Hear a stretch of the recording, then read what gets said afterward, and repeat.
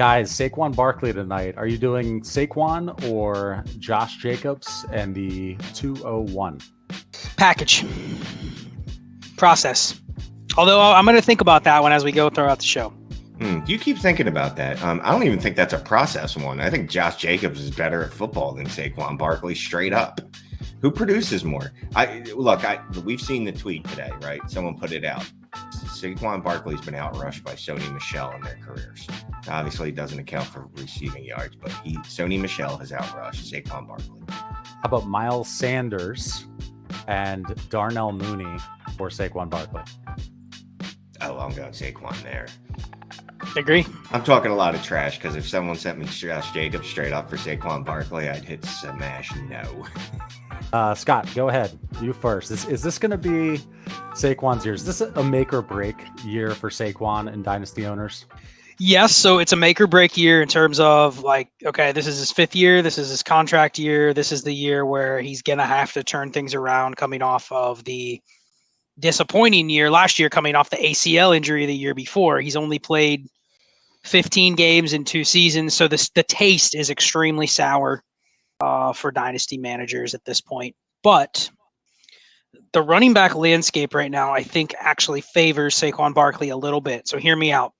I did that article on DLF, and I did the Dynasty Leverage show about what does it take to be a difference-making running back, not just an RB2 or even an RB1.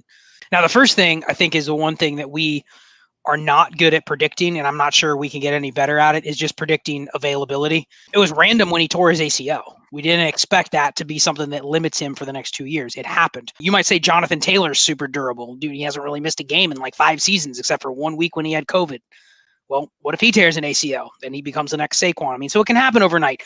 My point is that I'm targeting running backs. If I'm building a roster around how I like to build the hero RB, maybe give me 2 running backs in the top 24. I've said that 100 times on this show. He would be one of the ones at the higher end of the list that I would want to target. I don't want to trade Josh Jacobs for Saquon. That's probably, if you do it straight up, if I had to pick, I would take Saquon, but I'm not really accomplishing anything by doing that. But I think if I'm targeting one of these guys, let's say I only have, I have a couple teams I was just looking at earlier. All I have is Elijah Mitchell. He's a prototypical RB2 that doesn't have a lot of security, right? You're probably feeling a little queasy if he's your best running back. But then you pair him with one of these guys that could maybe give you a top 8 season or better. All of a sudden, I'm fine having him as my RB2. So I think Saquon is one of the top players on the list that I would target. I think he's cheaper, definitely cheaper than McCaffrey. You can't touch the other 5 guys ahead of him. So we're talking like Swift, Najee, Breece, Javonte, and JT. You're not touching any of those guys. Next tier up is probably McCaffrey, then probably Kamara, Barkley, Eckler. Then you're getting down into guys that don't really have much upside in terms of catches. So I think he fits. I'd rather buy if it fits my roster build. I'm not buying because of value. I'm not buying because I think his value is going to rebound. But he is one of the more intriguing ones. If I'm looking, hey, I need a running back by the time we get to opening day, and I want to put one more running back on my team, he's probably the second in line I'm going after. I don't feel comfortable with him being my RB2 based off of just the history of what he's done.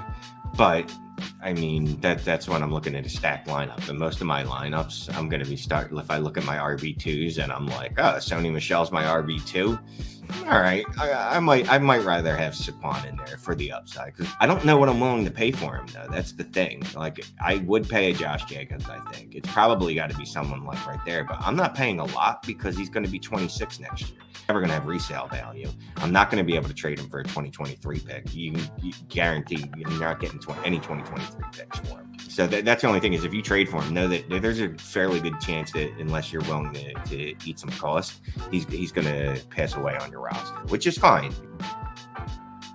I mean, I think the first thing is some of these running back trades, I was going through my mind, which running backs would I take over Saquon? But honestly, I don't look at things that way. The only time I would go running back for running back is if I look and I'm like, man, I have too much exposure to Joe Mixon or Derrick Henry or someone like that. I think the way to acquire him is to pull from your excess at either quarterback, but preferably wide receiver. If you're sitting on, how many videos have we done where we're going, what's the value of, Cortland Sutton, or what's the value of, Rashad Bateman, any of those guys that are valued as wide receiver 2s or low end wide receiver 2s to high end wide receiver 4s. Think like ADP 20 to 40 range, where they're good enough or they have something going for them. Either it's the efficiency of their quarterback or their volume or their pass production. People are collecting those types. Like everyone's kind of looking for those types of receivers. You're not going to be able to buy them for the lower tier receivers. And I don't want to be trading away, the higher end guys like T Higgins or Deontay Johnson. Like, you know what I mean? I don't want to necessarily go into that tier unless I'm getting a plus. So I think how about Judy? Judy and Saquon. Yeah, I think he fits right in that mold. What's Judy? Wide receiver 26. I mean, I'm thinking Elijah Moore, Amari Cooper, Rashad Bateman, Devontae Smith, any of those guys, just straight up 1-for-1. If the person, and I think you have some traction if you hit the right person, the right manager with maybe the right fear of Saquon, and you happen to hit on one of the receivers that they like. You can't be picky. You can't be like, oh, well, I have Ayuk, Bateman, Elijah Moore. I don't want to trade these two. I need to kind of give them options and be like, hey, Shane, you have Saquon. I'm looking to put a running back on my team. Which one of these receivers? I'll give you an option of 4 of them. Do you want? And if you turn them all down, then you turn them all down. But I think the way the market is right now on wide receivers, a lot of people will, if they get options and they can turn Saquon into what they feel is like a wide receiver 2, they will take that because that's almost as liquid as getting a future first, I think. Shane, how would you go about buying Saquon if you were a buyer? We know you're not, but how would you do it?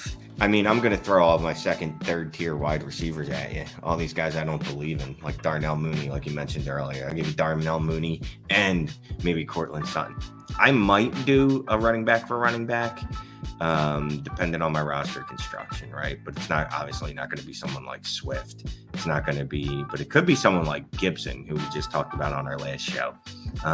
It could be someone like Josh Jacobs, someone like David Montgomery. Like I might think about it if I'm shooting upside. So like with Gibson, if we are selling Saquon, are you trying to do something where would you sell him straight up for a 24 first? No, not like with Gibson, right? You said spam for a 24 first, or would you? I think with Saquon, he's probably in a slightly higher tier than Gibson. I don't think his situation looks as murky as Gibson. So it's really just about if he stays healthy. I think if you could tell me right now he's going to play 15 games, I would bet that he's going to finish inside the top 12, if not the top 8.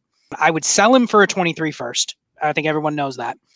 But I would also probably sell him for a 24 first if I get a 23 second back, or a 24 first and you give me the pivot down running back right outside of like the fringe locked in starter territory. Like if you're willing to throw in Miles Sanders, Kareem Hunt. How about Melvin Gordon? Melvin Gordon and a 24 first or Saquon? I think that's right on the fringe. I think you just insert. Personally, I wouldn't do it for Gordon, but you could probably throw in a couple other names like Chase Edmonds or someone like that, where I would, Fournette. From a roster construction standpoint, Fournette's I think is in a. At that point, you're just getting into preference. Leonard Fournette in the 24 first. Yeah, I'm going to say see you, Bark. Thanks. See, Fournette's in the same, is almost in the same tier. He's probably a tier lower just because what he's done in the past hasn't quite lived up to Saquon's peak. But we're talking about, if you're getting a 24 first on top of Zeke, Connor, Fournette, that's a smash.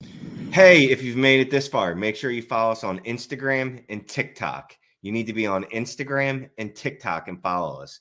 Once we hit 1,000 followers on TikTok and or Instagram, I'm going to put out an exclusive video of me doing my backpack dance.